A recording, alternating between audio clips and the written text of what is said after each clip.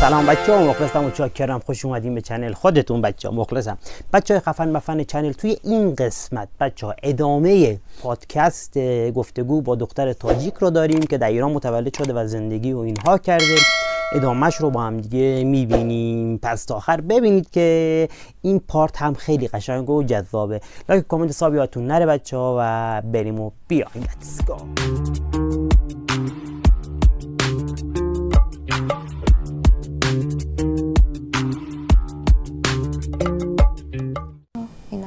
خب الان هم اگر بخوان زن بگیرن یواشکی زن میگیرن. آره. خانماشون اجازه نمیدن دیگه. بعد چه حسی مثلا شما حالا مثلا تو فامیلاتون اینجوری اتفاق افتاده که مثلا بخوام بدونم که حس اون خانم اوله چه حس بدیه؟ واقعا هم حس بدیه. خب چون داشتیم توی فامیلامون ولی بعضی از خانومامون توی فامیل خودشون راضی بودن، یعنی مثلا حتی شده که طرف برای دختر تاجیک خیلی زیباست، خیلی ناز صحبت میکنه و خیلی هم زیباست.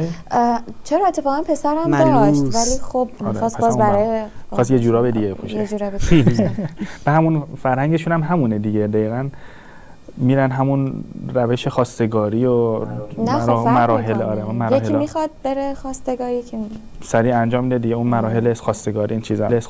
پاکستان مثلا اگه بخواد زن دوم بگیری بدون اجازه زن اول نمیتونی. آره اینجا هم همینجوریه.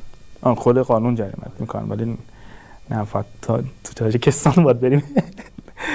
نه تاجیکستان چون دیگه مرد سالاری میگه مثلا تو چی کاره ای؟ مرد سالاری. مثلا اونجا خیلی پررنگه. بله. مثلا ایران اینطوریه که هستش قسمت هایی از ایران که مرد سالاری باشه ولی اکثرا زن سالاریه توی ایران. آره. ولی تو تاجیکستان نه، اصلا اینطوری نیست. بعد ما خیلی شوهرامون رو دوست داریم، خیلی بهشون میرسیم. یعنی اگر هم مهمونی جایی بخوایم بریم اول شوهرامون رو آماده میکنیم تمیز و مرتب، بعد خودمون آماده میکنیم.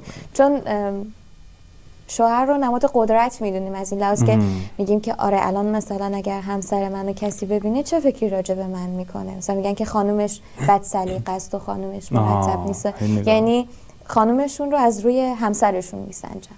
نه ولی خب تو ایران خوش به حال خانمای ایرانی که همه چیز پشت سرشونه. واقعا اینو راست میگه بچه‌ها. یعنی تو ایران واقعا، حالا نمیگم همه ایران خب، ولی اکثریت ایران 80% ایران زن سالاریه. یعنی حرف اول آخر تو خونه ایرانی معمولا خانم‌ها میزنن. یعنی مادر خونه هر چی که بگه پدرم قبول میکنه دیگه، اینجوریه. ولی تاجیکستان و افغانستان فکر میکنم که مرد سالاری بیشتر باشه و واقعا تو ایران اینجوری خیلی نیست، خیلی کمه. اینجا من هر چی دوست دارم از دوستایی که رفیقام و اینا از خانمشون خیلی میترسن. بعد خصوصا تو سفر، مثلا که تو سفر اونور که میرفتیم دغدغه اصلیشون اینه که ما باید برای خانمون یه سوغاتی بخریم. آره اینجوری که مثلا میگه که ما باید برای خانممون خوب هستا ولی در کنار اون یه استرس خاصی هم دارن. آره که مثلا خانوماشون مثلا شاید احتمال داره نذارن بیان خونه یا ناراحت بشن و اینا. آره دیگه دعوای به پا میکنه. 12 شب به بعد اومدی دیگه پاتو نمیذاری تو خونه. ولی خب این زن سالاری که اینجا هست خیلی خوبه به نظر من. اون احترامی که مردم اینجا یا همین کشور اینجا مثلا به خانوما میدن خوبه. واقعا تو ایران خیلی زن سالاری زیاده نسبت به این کشور مسلمانه. خانم‌های ایران دارن واقعا توی سری از کشورها نمیتونید پیدا بکنید. واقعا مثلا قانونا پشت اینا رو میگیرن. آره مثلا جالبه بدونید که توی تاجیکستان اگر که زن واقعا دانشگاه بره و اینا خیلی سخت میتونه فردی رو پیدا بکنه یا مثلا بخوام بیان خواستگاریش و اینا. میگن که طرف چون واقعا زن آگاهی شده یعنی یه جوری کنترل مرده رو دستش میگیره. مثلا از این بحث هم هست واقعا. آره واقعا و خیلی زیادم هست. مثلا میگن که طرف تحصیل کرده است، میگیم آره، میگه خب پس دانشگاه که رفته پس قطعا خراب شده. میگن خراب شده، نمیگن مثلا باسوادتر شده. باسوادتر میگن مثلا آگاهتر شده و میگن زنی که سواد داشته باشه تو تاجیکستان میگن زنی که سواد داشته باشه افسار مرد رو به دستش میگیره و واقعا خب همینطوره. آره. اینو من قبول دارم. پس شما همچین ذهنیتی نداری نه خودتون که این همه درس خوندین؟ نه راستیتش من خیلی اون قدرت مرد رو بیشتر دوست دارم. مرد سالاییه رو ساپورت میکنم. آره ساپورت میکنم ولی نه دیگه در اون حد، نه در حد تاجیکستان و نه در حد ایران، یه چیزی بین این دو تا. یه چیزی بینش. الان خیرالامور بینش مخوف گفتین، یه چیزی بینش. من خیلی دوست دارم که مثلا مرد حالت پادشاه داشته باشه و زن مثل وزیر باشه در کنارش. یعنی وزیر نظرش رو میده ولی تصمیم نهایی با پادشاه هست. خیلی از مردم موفق چه دختر فهمیده ایه. بیشتر خانوماشون هم همین سبکی هم. آره. یعنی میگن پشت هر مرد موفق یک زن موفق است. دقیقاً. این پشت هر مرد موفق یک زن موفق. ایده میده. حالا اگر خراب کرد که مشکل نیست. تهش میگه یه جوراب جیت میگیره. آره. خب قبول نرسید.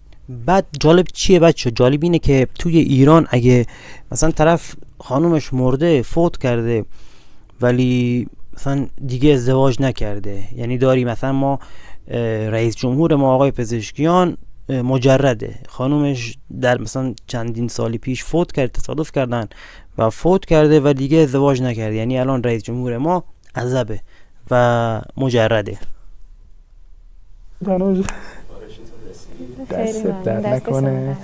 فقط این دموشه، این فقط ما لوگو رو بگیرید که اسپانسر نشیم.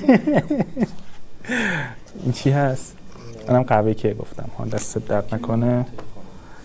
بله این مختص برنامه شما بود که ما یه سفارشی دادیم. خیلی ممنون، دستتون درد. خواهش میکنم. حالا یکم برگردیم به موضوع خودمون. حالا اون شباهت فرهنگی که گفتین، شباهت فرهنگ ازدواج و نمیدونم قضا و اینا، فرهنگ تعارف اونجا چجوریه؟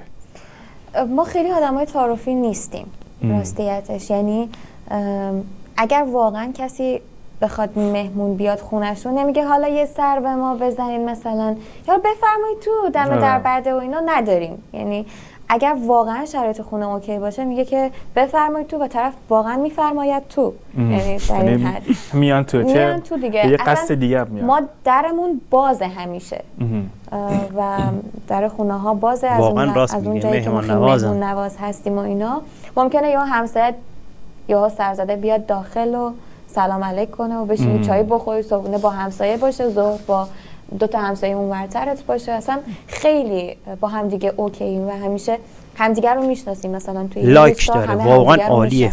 ایران هم همینجوری بود قدیما، الان هم کم شده خیلی.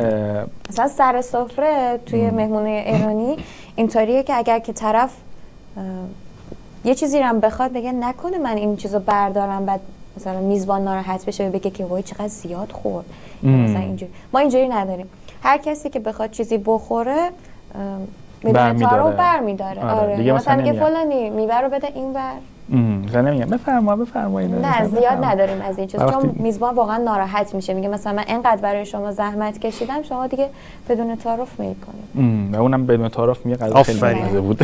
مثلا میگه دمکش کم بود یا مثلا اینجوری بود اون. بعد دعوا که تا نشده سر این مورد.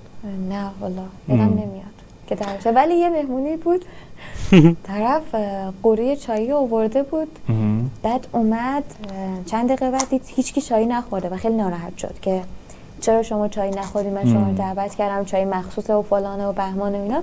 بگو بابا اصلا لیوان نیاوردی که ما بخوایم چایی بخوریم. قوری رو بدون لیوان آورده. نه ما دیوانه بود اون. قوری رو بدون لیوان آورده، بعد ناراحت هم شده. انگار یه لحظه من اینو بهتون بگم، قوری رو یعنی این صابخونه چی بوده دیگه، قوری آورده گذاشته مثلا، خب با تو سینی کرده آورده گذاشته، بعد لیوان نیاورده، بعد رفته به کارش برگشته اومده ناراحت شده که چرا چای من نخوردی، من چای واسه شما آوردم. خب لام سبی چای لیوان داره، استکان داره، خب چرا نیاوردی؟ خب نیاوردی چی تو دست بخوریم؟ عجیبه اینجوریه. بساس به فکرش نرسید. بابا من دارم میکشم چرا نمیاد. نمیدونستم چرا با کلاسه. بخش دیفولو خراب شد. خب پس فرهنگ تعارف نداریم خیلی. بعد حالا مثلا خاطرات تلخ از ایران داشتین که بخوایم بگین، یا خاطرهای خوب شیرین؟ خاطرات تلخ بوده ولی خب اونقدری نبوده که بشه ترومای ذهنی من. حالا تا بچه تر بودیم و اینا. Co-pilot, look at my tabs. Which این of these are دختر the best for تاجیکی noise canceling? خیلی دختر آروم و متینیه و خیلی مؤدبه و تحصیل کرده. خوب بود، یعنی هم برخورد خوب بود اینا. خوب بوده. و برنامه‌تون چه جوری هست تو ایران؟ میمونین، نمیمونین، برمیگردین، نمیگردین؟ بستگی داره دیگه. آها، بستگی به درس. به درس و شرایط و اینا داره.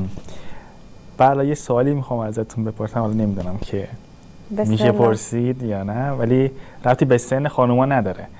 خواستم این دیدگاهتون رو بپرسم که دیدگاه مثلا نسبت به مردای ایرانی چه جوریه؟ مردم حالا چه خودتون چه مردمای تاجیکستان. دیدگاه نسبت به مردای ایرانی؟ آره، مثلا اگر شما مثلا ما یه بار که پرسیدیم، حالا البته خب مهمونامون چیز بود دیگه، مرد بودن، این آره آقا بودن. مثلا میگفتن که آها ما دیدگاهمون اینجوریه فلانه، مثلا ما بد نیست نسبت به کشورمون، ازدواج میکنن، میتونن قابلیت اون ازدواج بکنن رو دارن. حالا من نمیدونم شما دیدگاه مثلا شما نسبت به مردای ایران چیه؟ سوال خیلی جالبی پرسیدین. من سوالی که خیلی باش چالش داشتم، یعنی خیلی سوال ازم پرسیده شده، مثلا دخترها ازم میپرسن با اون شرایطی که مثلا شما دارید و اونجوری که میگین شما مرد سالاری هستید و اینا، نظرتون نسبت به مردای ایرانی چیه؟ راستش خب من چون بزرگ شده اینجا هستم و خب فرهنگ اونم یکم نزدیکه، خیلی نزدیکه، ولی خب توی یه سری موارد میتونم بگم یکم نزدیکه، خیلی هم نزدیک نیست. اینه که بیشتر فرهنگ اینجا برای من بولتر شده، چون دیگه اینجا زندگی کردم و بزرگ شدم و اینا. آره، فرهنگ اینجا آره دیگه شده، اما واقعا اینطوری نیست که بگم 100% موافقم. بعد مثلا برنامه‌های، یعنی مثلا مردای ایرانی‌ها برای خانم‌های اونور، مثلا خانم تاجیکستان جذاب هست یا نه به نظرت؟ بله، ما داشتیم موردی که حالا ازدواج تاجیک و ایرانی ما داشتیم و خب کدوم زنی دوست نداره که مثلا خیلی بهش رسیدگی بشه از نظر همه چیز. همونجوری هم که گفتیم مردهای ایرانی خیلی زن سالارن و اینا. آره. خوراک خانمای تاجیکستان میشن. ازدواج موفقی بوده دیگه. آره. ولی خب بحثی که هست اینه که از اون ورم ما زنای تاجیک خیلی مرد دوست داریم، همسرمون خیلی دوست داریم و خیلی رسیدگی میشه از لحاظ عاطفی و از لحاظ پوششی و اینا کنیم. آره. بعد الان که خودتون میگه که من متولد اینجا ما اینا، خودتون بیشتر یعنی تا حالا شده براتون مثلا توی خونه مثلا فرهنگ آداب ایران رو داشته باشید؟ بله، قرمه سبزی قیمن میخوریم ما. بعد مثلا میکس بشه تا حالا شده یا نه؟ یعنی مثلا تو خونتون عاداتی که انجام میدید بیشتر فرهنگ کدوم کشوره؟ تاجیکستانی. و خودتون هم بیشتر چجوری مثلا؟ آره اونجا خب تو خونه من تاجیکی کلا حرف میزنیم، خیلی برامون ارزش داره در واقع. آفرین. همیشه پدر مادر آفرین، باریکلا.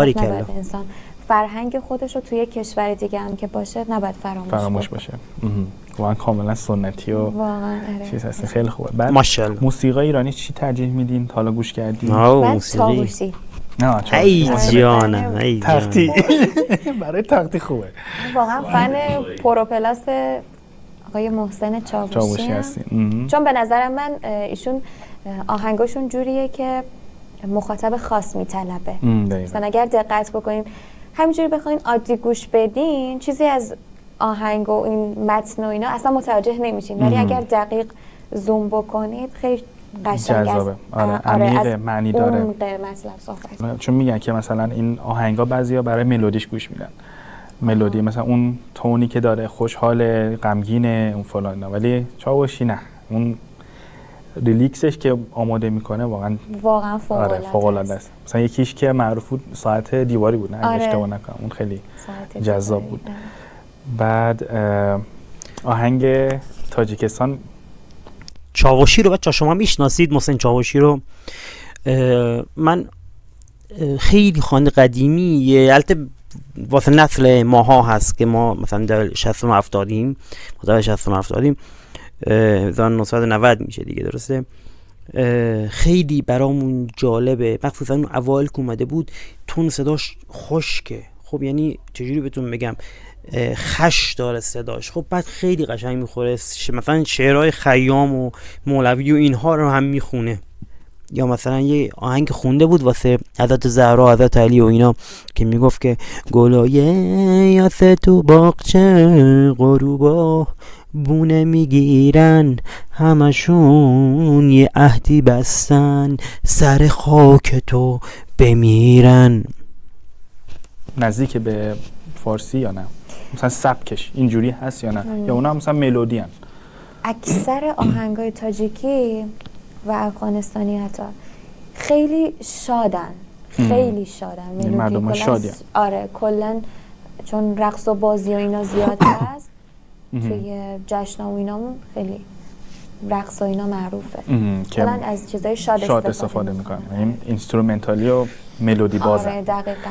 مردم شادی، چی لهجه نداره. فیلماتون چی؟ اون کسی که میخواد فیلمای ایرانی رو نگاه کنن به تاجیکستانی معرفی بکنه، یا اینکه ایرانی‌ها که فیلم‌های تاجیکی می‌خوان نگاه کنن براشون معرفی کنن؟ حالا یه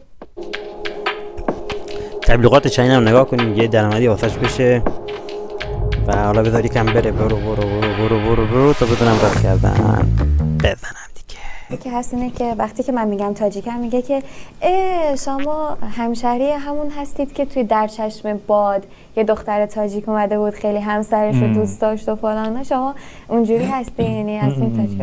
بعد گفتم که بله من تاجیک همون تاجیکستانم و خیلی براشون از این لحاظ هم جالبه. خیلی براشون چشماش چیری میکنه. تاجیکستان تو صنعت فیلم خیلی پیشرفته نیست. آره. بیشک. ولی خب جدیداً دارن فیلم‌های جدیدی میسازن، ولی بیشتر فیلم‌های کمدیشون خیلی باحاله. کمدی و کلاً میگم تو فاز خنده و شادی اینا هستن. فیلم‌های کمدیشون جالب و جذابه. یک فیلمی هست که حالا یه مدت هم معروف بود، لحظه های گوارا. این حالت جوک داشت، تیکه تیکه بود و خیلی قشنگ بود. لحظه های گوارا. بچه‌ها شما دیدین؟ سبک شاد و جوک و اینا. آره کلا سبک شاد و جوک و ایناشون خیلی بیشتره. و فیلم ایرانی چی که دوست دارین؟ من فیلم ایرانی، حالا چیزی که الان دارم میبینم، من اسپانسر اون فیلم نیستم، بامداد خماره، سریال واقعا دوست داشتم، فوق‌العاده سریال قشنگی بود. در کل آدمی نیستم که سریال ببینم، مگر اینکه یک سریالی بتونه جذبم قمار. چون من خودم خمار نقطه زن خوبی بود. چیز بچه‌ها عاشقانه است، ایرانیه. کتاب بامداد خمار نخوندم، ولی پلن داشتیم که با بچهای خوابگاه مثلا هم اتاقیان کتابو بخریم و بخونیم. داستان خیلی جالبه. من خودم دختر فیلم بازی هستم، خیلی زیاد دوست دارم فیلم‌های متفاوت رو ببینم، فیلم‌های بیشتر زبان انگلیسی نگاه میکنم. هالیوود اینا؟ آره. ولی به نظر من فکر نکنم هالیوود من بیشتر خیلی به خاطر تقویت زبان و یه سری مثلا فیلم‌های معمایی ترسناک اینا که نیاز به هیجان و این چیزا داشت. فیلم‌های هورر هم نگاه می‌کنی؟ فیلم‌های جنی و اینا؟ بله. مثلا کانجرینگ و اینا حتما آره نگاه اینا رو نگاه کردم. بعد بازیگر مورد علاقه تون کیه؟ بازیگرایی که کی بود؟ اون آقای کچله، یادم رفت اسمش، که خیلی توی فیلم‌های ترانسفورم بازی کرد، ترانسپورتر بازی کرده، یا انگلیسیه؟ کچله. بعد خیلی فیلم‌های اکشن بازی می‌کنه. آره اسمش اون چیزو میگه. نه میندیزل، نه جیسون استتم. جیسون استتم چیه تو بابا همین سریع و خشن فکر کنم بازی کرد، با دراک دعوا می‌کرد. بدون اینجا نه یکی دیگه، وین دیزل که برزیلی اون فکر کنم. وین دیزل خیلی آدم باحالیه. نه جیسون بود جیسون درولو؟ نه جیسون استتم. درولو کی؟ جیسون استتمه. جیسون استتمه. حالا فامیلشو بلد نیست. میگه جیسون استتمه. آره خدا شاهد اسمشو بلده. جیسون قشنگ میگه ولی فامیلشو بلد نیست. میگه جیسون استتمه. استتمه. کراش، یعنی اکتر کراشتونه؟ کراش که نه، ولی خیلی بازیشون رو دوست دارم. بعد آره پیره، خیلی پیره ولی هنوزم چیزه واقعا تو بازیش. بعد چیز جیمز نه فکر اون یارو چیه تام کروز چیه اون که خیلی معروفه وای اونم دوست دارین؟ اونم خوبه. خب پس کلا فیلمای اکشن و منم عاشق فیلم‌های هیجانی ام بچه‌ها. چند تا فیلمم بهتون بگم که نگاه کنید. فیلم‌های هیجانی اگه دوست دارید بچه‌ها، من یه ویدیو درست کردم چند سال پیش که توی چنل دیگه گذاشتم، اونو اگه تونستم حالا لینکشو میذارم تو دیسکریپشن یا این بالا و اینا، اونو ببینید خوشتون میاد. خیلی قشنگه. چند تا فیلم معرفی کردم. مثلا یکی هستش که اسمش عنکبوت ایرانی در مورد قاتل سریالیه که ایران 2 تا عنکبوت داره، یک عنکبوت مقدس که خارجی‌ها درست کردن، ایرانی‌ها تو خارجن، اونو نگاه نکنید اصلا صحنه دایره به در نمیخوره، ولی اونی که تو ایران درست کردن قشنگتره. بعد فیلم‌های خارجی هم که چند تا هست خیلی قشنگه، حالا من اسمشونو یادم رفته، ولی عنکبوت رو نگاه کنید. اونی که تو ایرانه، محسن تنابنده، اینی که تو نقی بازی میکردم، توی پایتخت بازی میکردم، نقی هستش نقش اصلی. جذاب. خوراک فیلمه. سریالاشو نگاه کردین دیگه حتما؟ سریالاشو یه سریالشو نگاه کردم. بعد خانوما چی اگر مثلا بازیگرشون رو دوست دارین؟ خانوم‌ها ایرانی کسی هست که بخواین مثلا بگین؟ سخته چون واقعا بازیگرای خیلی خوب و قدری دارن. نعیم نظامدوست. وای اون بیشتر تو فیلم‌های کمدی بازی میکنه. اون بازیگری که من خیلی دوستم ایرانی جواد عزتیه. بله. اون خیلی جذابه. بعد هر کاراکتری هم بهش میاد، چه کمدی، چه جدی، چه غمگین. واقعا نشون توی بازیگری قدرن. آره. فوق‌العاده خوب بازی میکنه. اون عالیه، من خیلی خوشم میاد ازش. بعد اون فیلمی که واقعا جواد عزتی مردم تاجیکستان معرفی کنید چیه؟ مردان مریخی و زنان ونوسی. قشنگ با مرد سالاری متضاد هم میشه. بعد به نظرتون نگاه میکنه کمدیه؟ نگاه کنم دعوا میشه، کم چالش برانگیز میشه براشون. و اون فیلمی که من خیلی دوست دارم که به نظر من تو تایلند حتما بگیر هست، همون زخم کاریه که یه بخشی از پیچیدگی های عجیب غریبی توش هست که مثلا معلوم نیست که همین دعوای شرکت نفت و تجارت نفت و اینا که میکنن اصلا انقدر پیچیده و مبهمه. به نظر اون سریال خیلی قشنگه. بعد بازیگرمون در علاقه همونجاست، جواد عزتی.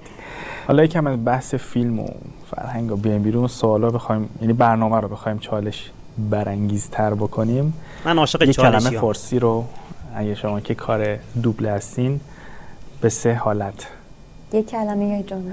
یه جمله، مثلا یه جمله احساسی یا مثلا جمله احساسی فکر کنم بیشتر بهتون میاد، جمله مثلا غمگین، اینو مثلا به نمیدونم یه حالت صوت دوبله تور بگین. بله یه دوبله جوجه کوچولو میریم ولی خب همراه با مادرش.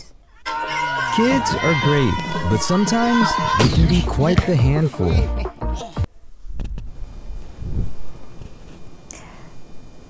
جوجه کوچولی من کجایی؟ چرا نمیبینمت؟ از بقیه بچه ها کجان؟ من نمیدونم بقیه بچه ها کجا رفتن. ماشاءالله. یه کاراکتر چیزم هست، همون نمیدونم شاید توی اینستاگرام دیدید یا نه، همین جوجه و پرنده و اینا. آره یه بچه اردک هست. خیلی معروف شده. آره. خیلی جالبه. اونا میخوان منو بپخن. آره قشنگ لفظشون هم پوپی بپخن یعنی بپسن. استعداد خودتونه یا مثلا تمرین کردید، کار کردید؟ ببینید حالا اساتید خیلی محترم اونا میخوان منو بپخن و حالا اکثر دوستانی که من داشتم اینطور بودن که توی این عرصه واقعا زحمت کشیدن، تمرین کردن، کلاس‌های مختلف دوبله و گویندگی رفتن، ولی خب من نه.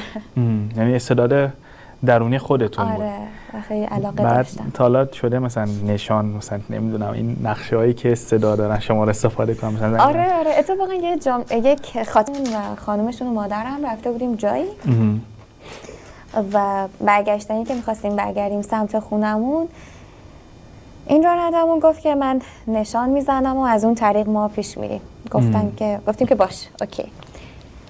بعد دیدیم گاهی وقتا این نشان قاط میزنه، اشتباه میکنه، بعد از داخل کوچه ها تو در تو میشه، رو دور خودش میچرخه. گفتم خب چه کاریه؟ اینو من بهشون بگم که اینو قطع بکنن، من با نشان خودم پیش برم. بعد دیگه شروع کردیم با نشان خودمون پیش رفتن. گفتم شما اینو قطع بکنیم و من با نشان خودم پیش میرم، ولی من دقیق تره و بهتره و بهتر میتونه. مسیر همیشگی. آره مسیر همیشگی میتونه بهتر راهنماییتون کنه. بعد گفتم خب ادامه بده و مثلا شما بزنید و اینا. بعد این ماشین میرفت و منم خب این حدودی میگفتم دیگه 100 متر دیگه. من گفتم که 100 متر دیگر به راست بپیچید، به چپ بپیچید، دور میدان در اولین خروجی، مثلا اینا رو هی میگفتم با هی پیش میرفتیم. بعد جالبیش اینجاست که حتی پدر خودم هم متوجه نشدن. بعد خانم این راننده که کنار من نشسته بود و مادرم، اینا هم دیگه لو ندادن قضیه رو تا زمانی که ما رسیدیم.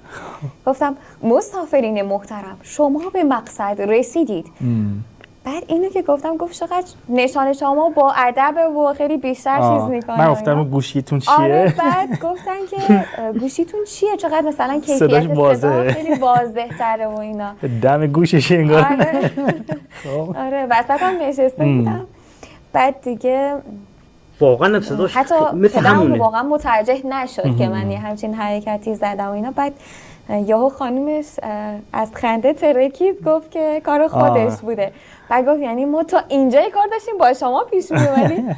بعد براش جالب بود که چطور مثلا میگفتین 100 متر دیگر 200 متر، گفتم دیگه ما حدسی دیگه مهندسا حدسی آره تخمینی میزنیم و میریم جلو. خوب بود. این اسمش این دیگه ما هم رسیدیم به بخش توی کلمه یا توی جمله. این بخش آخر برنامه. سوالی که من از مهمونان میپرسم آخر برنامه اینه که چیزی که دوست داری به ایرانی‌ها بگی چیه؟ توی کلمه یا توی جمله اینا فقط به دوربینی ها بکنیم. So my journey is a little bit of a long and winding one. I was an elementary school teacher before. چیزی که همیشه به ایرانی‌ها میگم اینه که یه ماهی زمانی که توی آبه هیچ موقع نمیفهمه، قدر اون آب رو نمیدونه، تشنه نیست، ولی وقتی که از اون نعمت بیاد بیرون اون موقع میفهمه که کجا بوده و چه جوری بوده. کلاً میخوام به مردم ایران بگم که قدر کشور خودتون رو بدونید. یه کشوریه که فرهنگ غنی داره و فوق‌العاده کشور زیبا، مهمان نواز، با مردم خونگرم. به نقطه خیلی خوب اشاره کرد. ما کاری که همیشه تو پادکست سعی می‌کنیم انجام بدیم اینه که مثلا درباره ایران حرف بزنیم. بعد نقطه قوتی که مثلا حالا ما داریم اینه که یه خارجی رو دعوت می‌کنیم که درباره ایران حرف بزنه. کسی که هم فرهنگ دو طرف رو تجربه کرده، هم اون ور رو دیده هم این ور رو دیده. یعنی واقعاً برنامه که من حالا رفتیم دعوت کردیم ما اینا، مهمونامون همین رو میگن. این درباره ایران حرف میزنن، آدمای دلگرم، خونگرم، فرهنگای فلان، مثال اینا مثلا تو حرفاشون همیشه هست اینا. درسته. بعد اون مثالی هم که زدیم واقعا مثال قشنگی بود که گفت ماهیه که توی آبه هیچ وقت اون قدر اون آب رو واقعا راست میگه بچه‌ها. بعد نمیدونه که چه اقیانوسیه، چه واقعا راست میگه بچه‌ها. خب یعنی تو تا وقتی که توی آب هستی نمیفهمی. قد شد بچه‌ها داره خراب چیز میشه، شارژ گوشیم تموم میشه. آره واقعا همین جوریه بچه‌ها. من سریع خداحافظی باهاتون بکنم دیگه، خدا شکر برنامه تموم شد. بچه‌ها این قسمت همینجا به پایان رسید. امیدوارم که از این قسمت خوشتون اومده باشه. در آخرم قسمت اول این پارت هستش، اینجا واسهتون میذارم. برنامه ایرانی ما رو هم ببینید. لایک کامنت حساب یادتون نره بچه‌ها و تا دیدار دیگر بدرود.